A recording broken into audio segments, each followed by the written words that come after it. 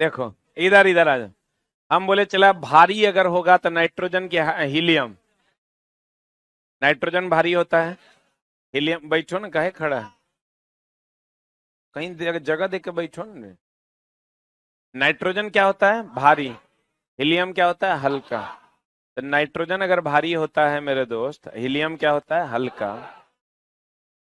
तो तू ही सोच के देखो कि जमीन पर रहने के लिए नाइट्रोजन चाहिए, हवा में उड़ने के लिए हीलियम चाहिए। हाँ हाँ।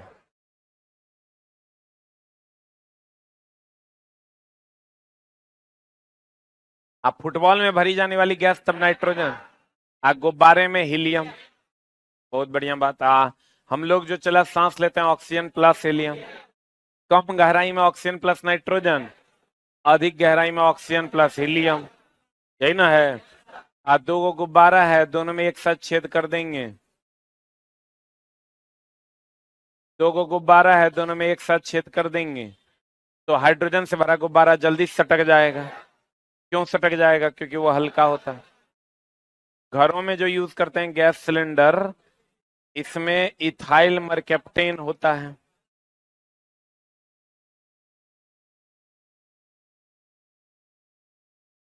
ये बेचारा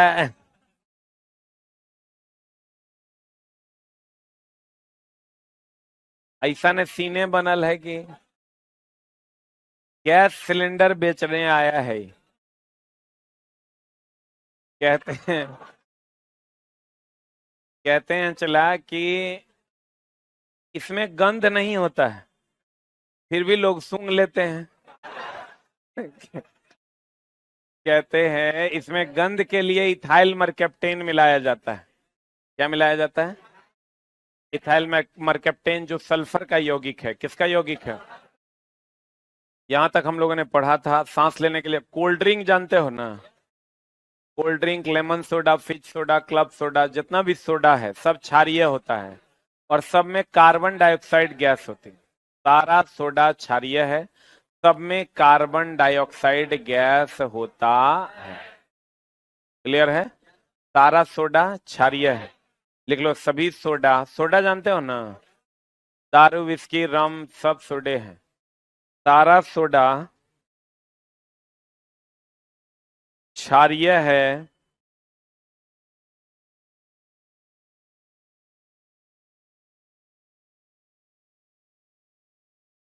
सारा सोडा क्षारीय है। सारा सोडा क्या है? क्षारीय है। और सब में CO2 गैस होता है। और सब में CO2 गैस होता है। सारा सोडा क्षारीय है, और सब में कौन गैस होता है? CO2। Cold drink, fridge soda, lemon soda, club soda, द्रव में गैस। ये बताओ, इस द्रव में कार्बन डाइऑक्साइड का मिश्रण है कि गैस में देखो, एक होता है चीनी में पानी, एक होता है पानी में चीनी। शरबत जो हम लोग पीते हैं तो पानी में चीनी होता है कि चीनी में पानी? रूम में बच्चा है कि बच्चा में रूम है? तो ज्यादा में कम है। तो बताओ, ये जो पानी कोल्ड ड्रिंक हम लोग पीते हैं, तो पानी में कार्बन डाइऑक्साइड है कि कार्बन डाइऑक्साइड में पानी? यानी द्रव में गैस है। तो कहते हैं कोल्ड ड्रिंक, फिज soda, lemon soda, club soda, द्रव में किसका मिश्रण है? गैस का। गैस कौन सा? Carbon dioxide. आई कार्बन डाइऑक्साइड जब पेट में जाता है और H2O से अभिक्रिया करता है, तो ये H2CO3 देता है, जिसको हम लोग कार्बोनिक अम्ल कहते हैं। जिसको हम लोग क्या कहते हैं? कार्बोनिक अम्ल कहते हैं। जिसको हम लोग क्या कहते हैं? कार्बोनिक।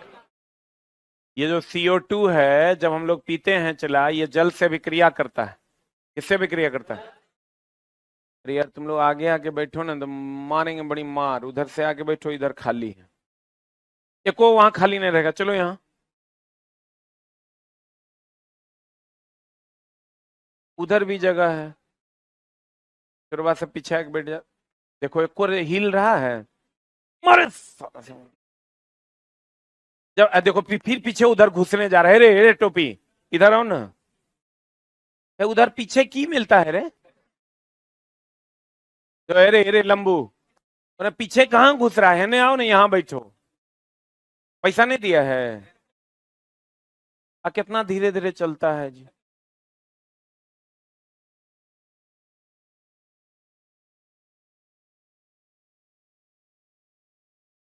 तैयो 2-3 गो तैयो खड़ा है।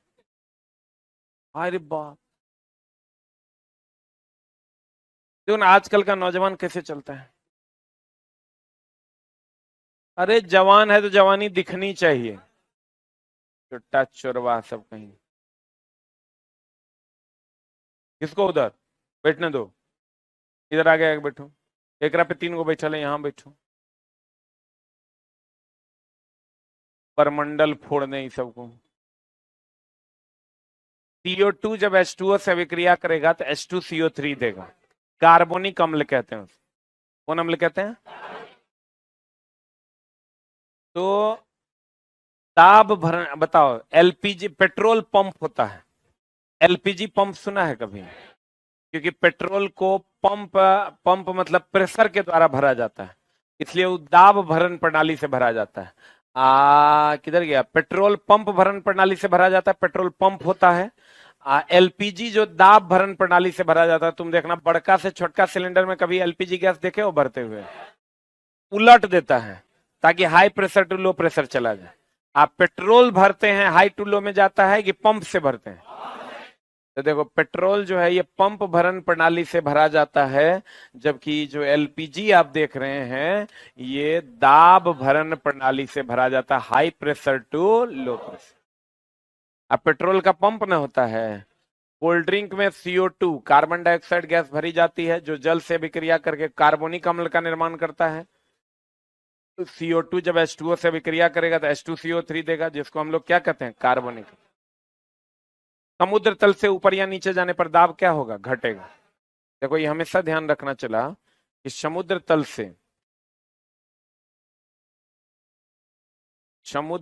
से नीचे से ऊपर जाओ या ऊपर से नीचे जाओ, दाब क्या होगा? घटेगा। दाब घटता है, क्वथनांक भी घटता है। दाब भी घटता है, क्वथनांक भी घटता है। यानी अगर यहाँ 100 डिग्री सी पर पानी खोलेगा तो यहाँ 100 से कम पर खोलेगा। तो यहाँ जो होगा चला 100 डिग्री सी से कम पर खोलेगा। अगर यहाँ 100 पर खोलेगा तो यहाँ 100 से कम पर खोले, यानी 60 पर पानी वाष्प बन जाएगा। अगर मान लो तुम मटन बना रहे हो, ये मटन खोलता है 120 125 पर ही पकता है। और 60 पर अगर एक पानी वाष्प बनकर उड़ जाए, यहां पर तो मान लो यहां अगर करोगे तो 100 डिग्री सी पर पानी वाष्प बनेगा। लेकिन अगर यहां जाओगे पहाड़ पर, ये पहाड़ की ऊंचाई पर जाओगे तब 100 से कम पर खोलेगा, ये पानी जो है वो 60 पर खोल जाएगा।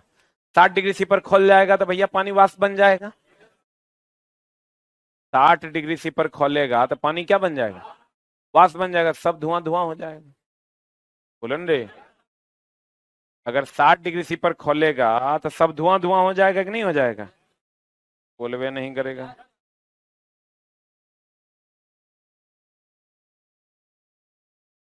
हमको बताओ कि खाना बनेगा? खाना वाष्प, जब पानी वाष्प बन जाएगा तो खाना कैसे बनेगा? सब पानी जल जाएगा। अब मटन पकेगा? नहीं पकेगा। मटन को चाहिए पानी, बहुत देर तक वो पकते रहेगा तब ना पकता है। तो खाना बनाना क्या होता है? मुश्किल। खाना बनाना क्या होता है चला? मुश्किल होता है। क्या बनाना? खाना बनाना मुश्किल होता है। क्या मुश्किल होता है चला? खाना बनाना मुश्किल क्यों होता है?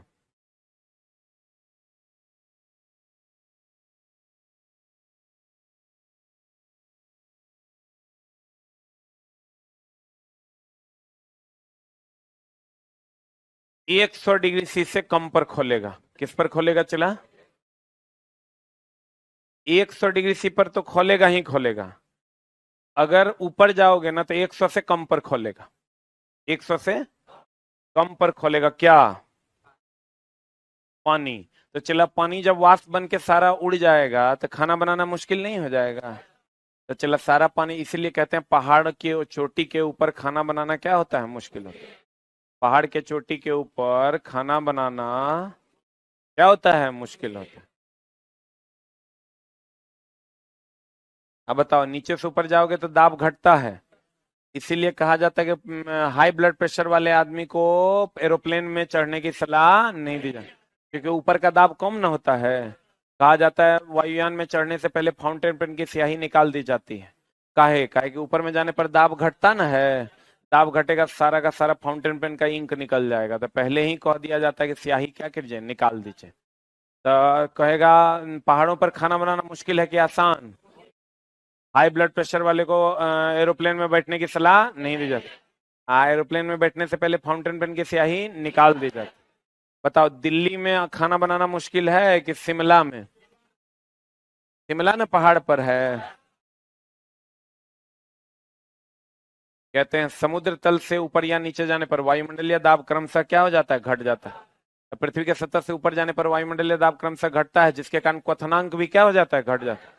तो क्वथनांक घटेगा चला तो कौमे ताप पर न पानी वाष्पीकृत होने लगेगा, तो वाष्पीकरण बढ़ जाएगा कि घट जाएगा, बढ़ जाएगा। 60 पर पानी वाष्प होने लगेगा तो वाष्पीकरण बढ़ न जाएगा। तो कहते हैं वाष्पीकरण की दर क्या हो जाती है, तेज हो जाती है। देख लो, नीचे से ऊपर जाएगा, यह तुम्हारा दिल्ली, अब पहाड़ पर क्या है, शिमला। दाब घटता है, क्वथनांक भी घटता है और वाष्पीकरण की दर क्या हो जाती है, तेज हो। यहाँ पानी अगर 100 पर खोलेगा तो पहाड़ पर 100 से कम पर खोले, क्योंकि दाब समानुपाती होता है क्वथनांक के, और क्वथनांक अगर कम हो जाएगा तो वाष्पीकरण की दर ज्यादा हो जाएगी। ये दोनों व्युत्क्रमानुपाती ना है। दाब घटेगा तो क्वथनांक भी घटेगा, और क्वथनांक घटेगा तो वाष्पीकरण की दर अधिक ना हो जाएगी। 100 के जगह पर अगर 60 पर खोलने लगे तो वाष्पीकरण ज्यादा की कम, ज्यादा हो जाएगा। दिल्ली में खाना बनाना मुश्किल है कि शिमला में? शिमला में। पृथ्वी के सतह से ऊपर जाने पर दाब का मान घटता है, यही कारण है कि वायुयान में सफर करते समय फाउंटेन पेन की स्याही क्या कर दी जाती है, निकाल दी जाती है। अधिक ऊंचाई पर चढ़ने पर कभी कभी नाक से क्या निकलने लगता है, खून निकलने लगता है। पहाड़ पर खाना बनाना मुश्किल है। अब अगर मान लो कि एगो हाइड्रोजन से भरा गुब्बारा है,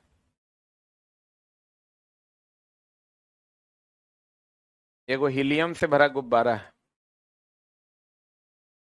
एगो ऑक्सीजन से भरा गुब्बारा है, तो जो भारी होगा वो नीचे होगा, जो हल्का होगा वो ऊपर। सबसे ऊपर कौन जाएगा? क्यों? क्योंकि वो सबसे हल्का है। तो नीचे से ऊपर जाने पर दाब घटता है, दाब घटता है ना, तो इस सबसे ऊपर जाएगा। इसको अगर बाहर का प्रेशर 10 मिलेगा, इसको बाहर का प्रेशर 8 मिलेगा, इसको बाहर का प्रेशर 6 मिलेगा। इधर बाहर का प्रेशर कम होगा, high pressure to low pressure में फैलना चाहेगा कि सिकुड़ना? इधर की ओर दाब लगाएगा ना, दाब लगाएगा तो फैल के फूट जाएगा। फैल के क्या हो जाएगा, फूट जाएगा। नहीं समझा? अगर ये बाहर की तरफ दाब लगाएगा तो फैल के क्या हो जाएगा, फूट जाएगा। बोलो, पहले कौन फूटेगा, बाद में कौन फूटेगा? जो सबसे भारी होगा वो सबसे बाद में फूटेगा, जो सबसे हल्का गया वो सबसे ऊपर जाएगा, सबसे ऊपर जाएगा सबसे पहले फटेगा। बोलो रे। हाइड्रोजन और हीलियम से भरा गुब्बारा कुछ ऊंचाई पर जाने के बाद क्या हो जाएगा, फट जाएगा। सबसे पहले फटेगा, अधिक दूर जाएगा कौन, हाइड्रोजन से भरा गुब्बारा। सबसे कम ऊपर कौन जाएगा, नाइट्रोजन, क्योंकि तीनों में भारी यही ना है, नाइट्रोजन। नाइट्रोजन का होता है 7, हाइड्रोजन का 1, हीलियम का 2। बोलो, तो जो भारी रहेगा वो कहाँ रहेगा, नीचे, और जो हल्का रहेगा वो ऊपर। अस्थिर अनुपात का नियम, जैसे आप ले लीजिए चला, अस्थिर अनुपात का नियम, निश्चित अनुपात का नियम, ये दिया था जोसेफ प्राउस्ट ने। किसने दिया था? अस्थिर अनुपात का नियम या निश्चित अनुपात का नियम किसने दिया था? जोसेफ प्राउस्ट ने। ये क्या कहता था कि जैसे H2O है, क्या है चला, H2O है, तो H का द्रव्यमान होता है 1 द्रव्यमान होता है, ऑक्सीजन का होता है 8 16। तो ऑक्सीजन का द्रव्यमान कितना, 16। 8 तो परमाणु संख्या है और ये परमाणु भार है, इसका भार कितना, 16। तो बताओ इसका जो अनुपात होगा, ये एक होता है इसका, एक का गुना दो, दो ऑक्सीजन का कितना 16, 2:16 होगा, 1:8। बोलो हाँ एक ना। अगर C2H4 हो जाए तो कार्बन का होता है 6-12, हाइड्रोजन का होता है 1-1। बता C2 है, 12 दूनी, 12 दूनी कितना 24, 24 अनुपात 1:4, 6:1 हो जाएगा। इसी को हम लोग कहते हैं निश्चित अनुपात। यौगिक हमेशा द्रव्यमान के निश्चित अनुपात में होते हैं। मिश्रण रहेगा तो अनिश्चित अनुपात में होगा, मिश्रण रहेगा तो अनिश्चित अनुपात में होगा। तो कहते हैं अस्थिर अनुपात का नियम, निश्चित अनुपात का नियम, इसको दिया था। इस नियम के अनुसार रासायनिक पदार्थ में तत्व हमेशा द्रव्यमान के निश्चित अनुपात में मौजूद होते हैं। निश्चित अनुपात का प्रतिपादन, नियम का प्रतिपादन महाविभीय जोसेफ प्राउस नामक वैज्ञानिक ने किया था। अब यहाँ C2H4 में कार्बन और हाइड्रोजन का अनुपात बताइए कितना हो जाएगा। अभी तुरंत निकाल लेते, 12 दूनी 24, अनुपात 4 हो जाएगा, तो 6:1 नहीं हो जाएगा। बोलिए। अब गुणित अनुपात का नियम, गुणित अनुपात का नियम कहता है, चला एक बात बताइए, द्रव्यमान सबका आप परमाणु संख्या याद किए हैं, परमाणु भार उसका ठीक डबल होता है। जैसे चला आप ले लीजिए H2 आप प्लस O2, ये क्या दे देगा H2O दे देगा। बोलिए। इसको बैलेंस कर दीजिए, यहाँ 2 दे दीजिए, यहाँ 2 दीजिए, देखिए बैलेंस है कि नहीं है। इसका द्रव्यमान निकालिए, हाइड्रोजन का होता है 1:1, धीरे धीरे सीख जाइएगा, द्रव्यमान धीरे धीरे याद भी हो जाएगा। ऑक्सीजन 8:16। अब बता, यहाँ 2 है और यहाँ 1×2, ये हाइड्रोजन का होता है 1, 1×2 2 ना, और 2 दूनी 4 ग्राम, ये कितना हो जाएगा 16 होता, तो 16 दूनी 32 ग्राम, ये हो जाएगा 16×2। अरे ऑक्सीजन 16, ये हाइड्रोजन 1, 1×2 2, 16×2 18 दूनी 36। तो देखो दोनों तरफ द्रव्यमान समान है कि अलग अलग। रिएक्टेंट इसको कहते हैं, रिएक्टेंट इसको कहते हैं प्रोडक्ट। तो अभिकारक का द्रव्यमान और उत्पाद का द्रव्यमान दोनों का समान है कि अलग अलग। यही बात ही मिला जुला के कहता है, ये कुछ खास नहीं है। गुणित अनुपात का नियम 1803 में जॉन डाल्टन ने दिया।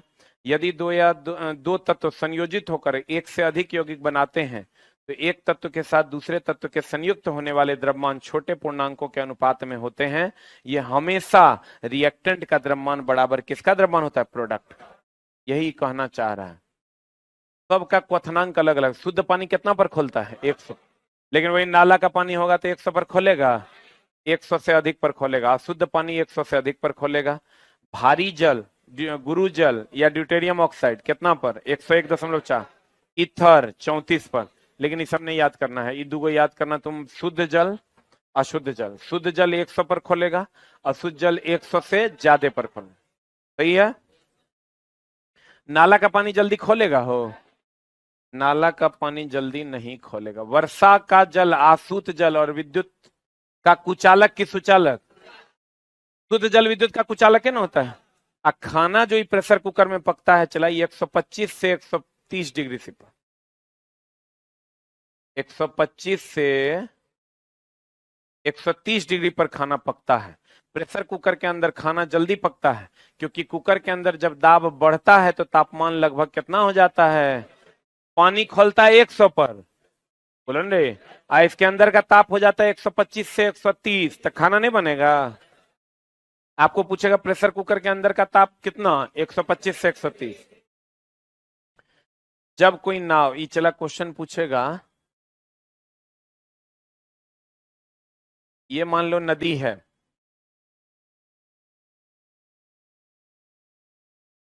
ये मान लो समुद्र है।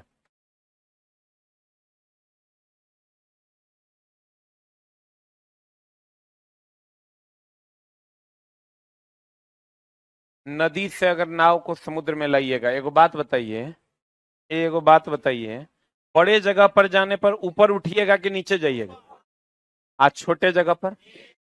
तो भैया नदी से जब नाव समुद्र में जाएगा तो बड़ा जगह है कि छोटा जगह, तो ऊपर उठेगा। जब समुद्र से छोटा जगह में आएगा तो नीचे जाएगा। मतलब अगर नाव समुद्र में ले जाएगा तो ऊपर ऊपर तैरेगा, अगर नदी में ले जाएगा तो थोड़ा नीचे जाएगा। बोलो ना रे। आप कहेगा इसका सही लॉजिक है, चला आर्किमिडीज का सिद्धांत फिजिक्स में पढ़िएगा तब। ठीक है, ये घनत्व के कारण होता है। आपको यहाँ ये ध्यान में रखना है कि समुद्र में अगर नाव तैरेगा तो ऊपर की नीचे, और नदी में। बहुत बढ़िया बात। कहते हैं जब कोई नाव नदी से समुद्र में जाएगा, नदी से कहां जा रहा है, तो बड़ा जगह कि छोटा जगह, ऊपर उठेगा कि नीचे, समुद्र में जाएगा तो थोड़ा ऊपर उठ जाएगा। और जब कोई नाव समुद्र से नदी में जाएगा तो थोड़ा नीचे जाएगा। नदी में जाएगा तो थोड़ा नीचे, और समुद्र में जाएगा थोड़ा ऊपर। कोई लॉजिक मत लगाना, सीधा का बड़ा जगह पे जाएगा ऊपर उठेगा, छोटा जगह पे जाएगा नीचे लगेगा। बारूद का नाम सुने हो? बारूद की खोज रॉजर बेकन ने किया था। इसमें बारूद, चारकोल, गंधक, सोरा का मिश्रण होता है। बारूद जो होता है ये चारकोल, गंधक, सोरा, सोरा बोले तो पोटेशियम नाइट्रेट, सोरा बोले तो पोटेशियम नाइट्रेट का मिश्रण होता है। देख लो, KNO3 को सोरा या नाइटर कहते हैं। नाइटर को काट के लिखो नाइटर, लिखल होगा किताब में। कैल्शियम कार्बोनेट नाम सुने हो? इसको खड़िया, चूना पत्थर या संगमरमर कहते हैं। अब बताओ अमलगम में किसका होना अनिवार्य? पारा का। Hg पारा। इसका नाम है पारद, रस, क्विक सिल्वर, द्रव धातु। और एक और नाम इसका लिख लो, हाइड्रारजिरम। पूछ रहा है अभी एनसीईआरटी में, हाइड्रारजिरम। रुक जाओ रुक जाओ, इसका ये लेटिन नाम है। इसी से हाइड्रारजिरम से Hg आया, हाइड्रा से H और जीरम से G। इसका एक नाम है हाइड्रारजिरम।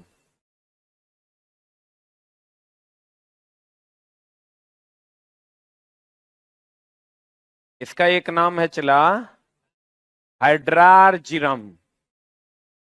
पारद, रस, क्विक सिल्वर, द्रव धातु सब कहते हैं इसको। इसका एक नाम क्या है चला? हाइड्रारजिरम। मोती का मुख्य अवयव कैल्शियम कार्बोनेट। अंडे का मुख्य अवयव कैल्शियम कार्बोनेट।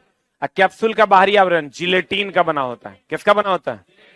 पुराना किताब होगा तो यहाँ कैल्शियम कार्बोनेट है, उसको जिलेटिन कर देना, नया वाला में सुधारा हुआ होगा। मोती का मुख्य अवयव कौन है चला? Calcium carbonate. अंडे का बाहरी आवरण कैल्शियम कार्बोनेट। कैप्सूल का आवरण या जिलेटिन जल में घुलनशील होता है चला, इसीलिए कैप्सूल लगता है प्लास्टिक के जैसा, लेकिन है जिलेटिन, जैसे खाते हैं घुल जाता है। लिख लो, जिलेटिन जल में घुलनशील है। कैप्सूल खाए हो ना, देखना लगेगा प्लास्टिक है कैसे गलेगा, लेकिन है वो क्या? जिलेटिन। जिलेटिन जल में घुलनशील है। जिलेटिन जल में घुलनशील है। कैप्सूल का बाहरी आवरण किसका बना होता है? जिलेटिन का। मोती का मुख्य अवयव किसका बना होता है? Calcium carbonate. संगमरमर कैल्शियम कार्बोनेट। चूना पत्थर कैल्शियम कार्बोनेट। अंडे का बाहरी आवरण कैल्शियम कार्बोनेट। कोल्ड ड्रिंक में कौन gas? Carbon dioxide. Carbon dioxide जल से विक्रिया करेगा, H2CO3 देगा, कार्बोनिक अम्ल देगा। कौन अम्ल देगा? कार्बोनिक अम्ल देता है कौन? Carbon dioxide. बताओ, जो लेमन सोडा, फिश सोडा हम लोग पीते हैं, गैस में द्रव है कि द्रव में गैस है? द्रव में गैस है। द्रव में क्या है? गैस। नीचे से ऊपर जाने पर दाब घटता है। घटता है कि बढ़ता है? घटता है। कुछ क्वेश्चन है चला, 2-3 क्वेश्चन अगला चैप्टर का होगा, 2-3-4 क्वेश्चन बाकी इस चैप्टर का है, एक बार देख लीजिए। जंग लगे लोहे का वजन निम्न में से कौन सा परिवर्तन है?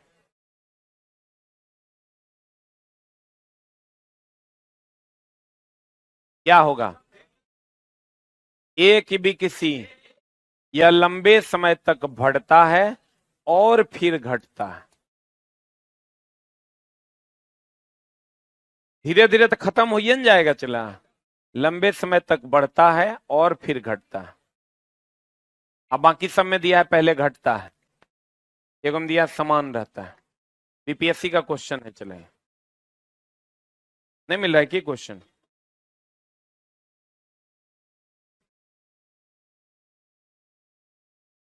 ऐसे खोज रहा है, कल तक नहीं मिलेगा।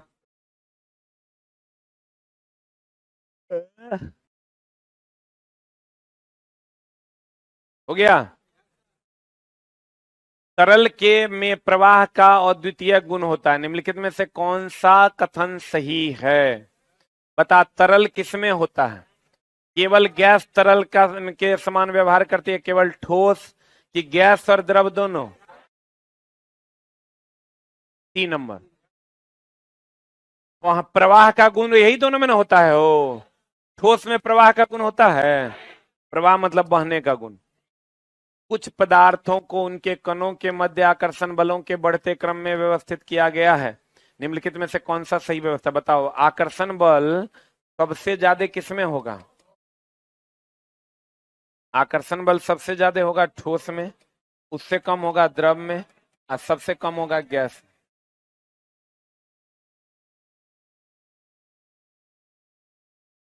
बताइए क्या होगा? बढ़ते क्रम में कह रहा है ना। बताओ, वायु, शर्करा और तेल। ऑक्सीजन ये गैस है, ये द्रव है, ये ठोस है। यही ना हो जाएगा? हो,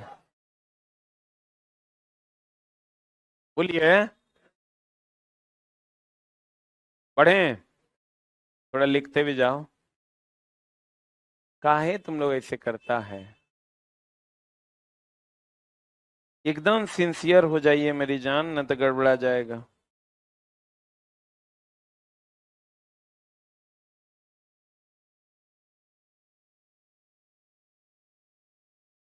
हो गया?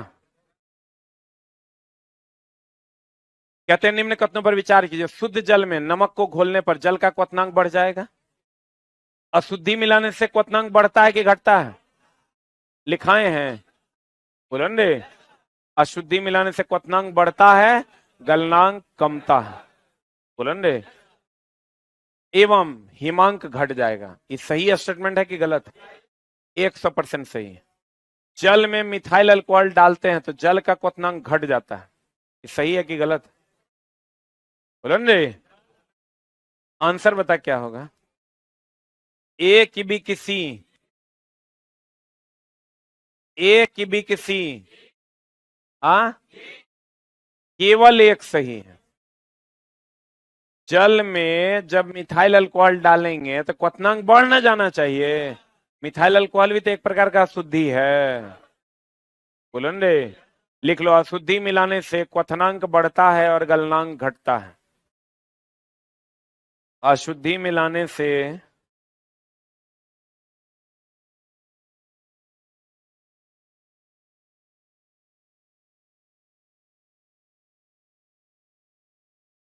क्वथनांक बढ़ता है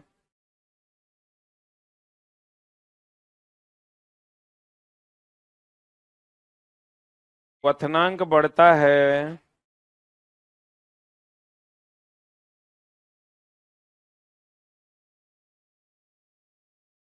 और क्या होता है चला? गलनांक घटता है। मैं लिख रहा था कि सर आप टीचर हैं, शुद्ध शुद्ध लिखा कीजिए, आपका हर्षिकार दीर्घिकार में कोई अंतरे नहीं।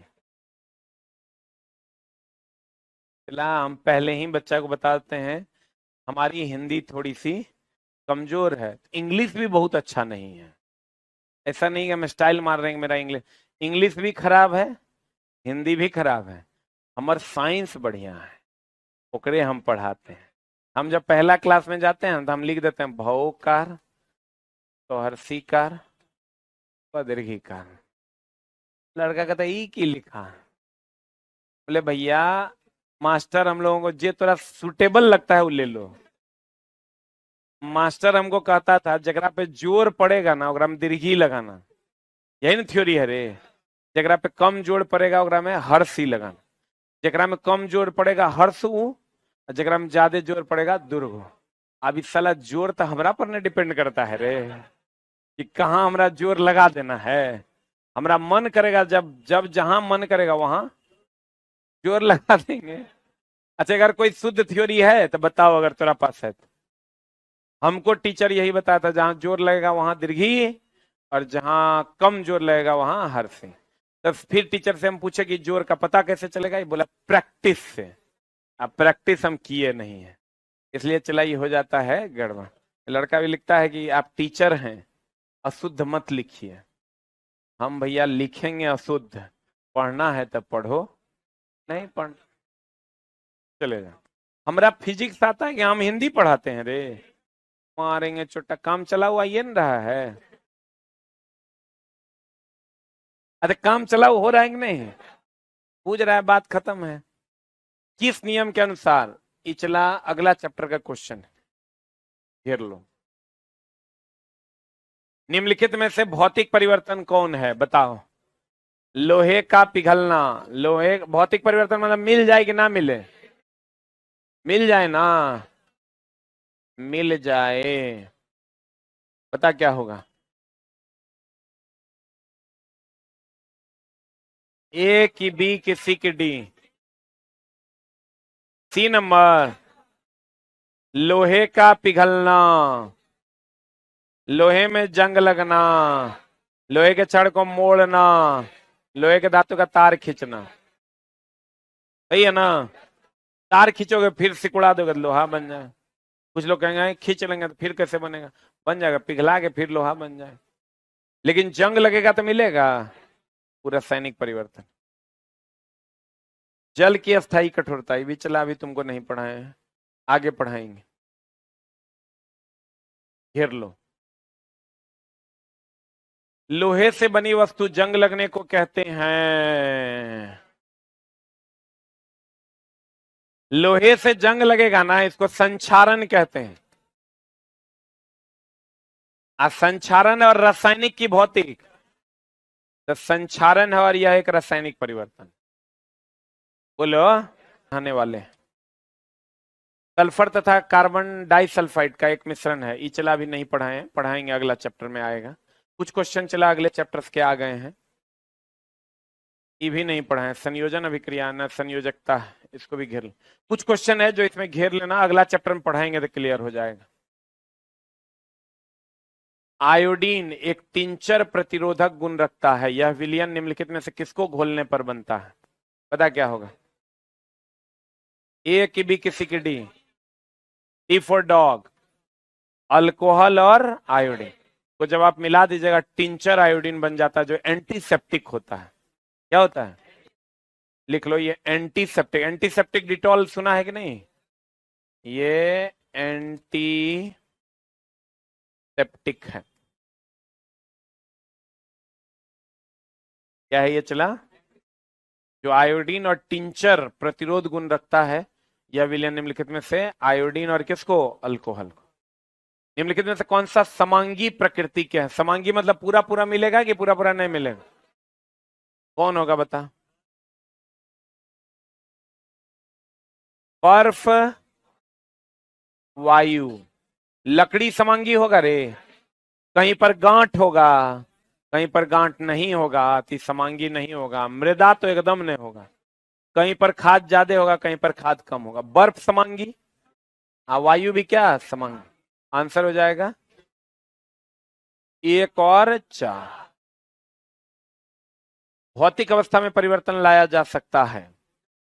भौतिक अवस्था मतलब हो गया चला, ठोस, द्रव, गैस। बताओ ठोस द्रव गैस की अवस्था में परिवर्तन जो हम लाएंगे चला, तो ठोस से द्रव बनाना है तो पिघलाना होगा, तो उष्मा देना होगा, और फिर द्रव से ठोस बनाना है, जमाना होगा, तो उष्मा निकालना होगा। तो ऊर्जा देकर या निकाल। भौतिक अवस्था कितनी है, 3, ठोस, द्रव, गैस। बताइए आंसर क्या होगा। तंत्र को ऊर्जा दी जाती है या ली जाती है, बोलो। या तो उष्मा देकर या तो उष्मा लेकर। देंगे तो पिघल के द्रव बन जाएगा, और निकाल लेंगे तो जम के ठोस हो जाएगा। बोलवे नहीं करेगा। निम्नलिखित में से किसके रासायनिक संयोजन के 2 महत्वपूर्ण नियमों की स्थापना की रसायन विज्ञान की नींव रखी थी। लेबोजियर ना, रसायन विज्ञान की नींव यही ना रखा था चला, लेबोजियर, इसी को पिता कहा जाता है। निम्नलिखित में से कौन सा धातु को चाकू से काटा जा सकता है। ये पानी में डाल देंगे तो हाइड्रोजन गैस देगा। एक सुरक्षित कहाँ रखते हैं, केरोसिन में। तो अभी की कार्रवाई हम लोग यहीं रखते हैं। आप लोग क्वेश्चन इसका बना लीजिए।